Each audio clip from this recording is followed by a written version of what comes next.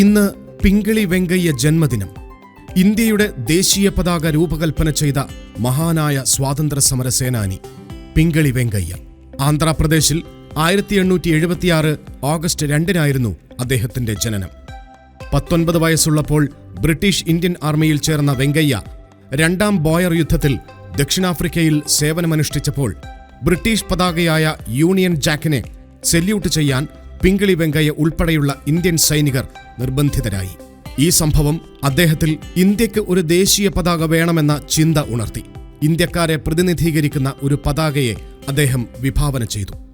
1921 ഗാന്ധിജിയുടെ വിജയവാഡ സന്ദർശനവേളയിൽ വെങ്കയ്യ ഒരു ഇന്ത്യൻ ദേശീയ പതാകയുടെ രൂപകൽപ്പന മഹാത്മാഗാന്ധിക്ക് സമർപ്പിച്ചു.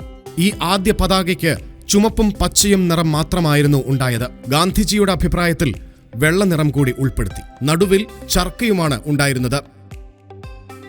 1931 ഇവ പുനഃക്രമീകരിക്കുകയും ചുമപ്പ് കുങ്കുമ നിറമാക്കി മാറ്റുകയും ചെയ്തു. മാത്രമല്ല, ആദ്യ ദേശീയ പതാകയിൽ ചർക്കയാണ് ഉണ്ടായിരുന്നത്. 1947 ജൂലൈ 22 നടന്ന ഭരണഘടനാ അസംബ്ലി യോഗത്തിലാണ് ഇന്നത്തെ രൂപത്തിലുള്ള പതാകരൂപം അംഗീകരിക്കപ്പെട്ടത്.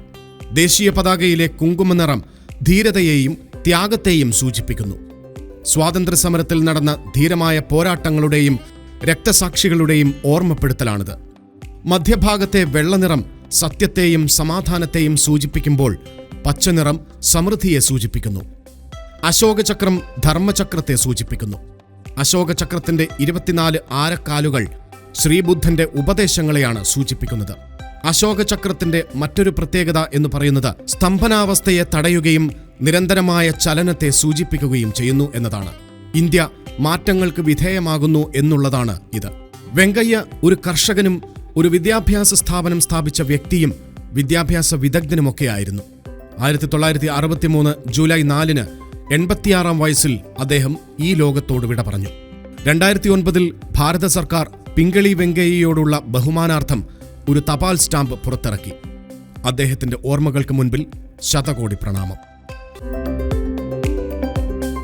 ഇന്നലകൾ ഇന്ന് powered by hotel Chitra, pure vegetarian, Marthandam, Kanyakumari, Nagercoil.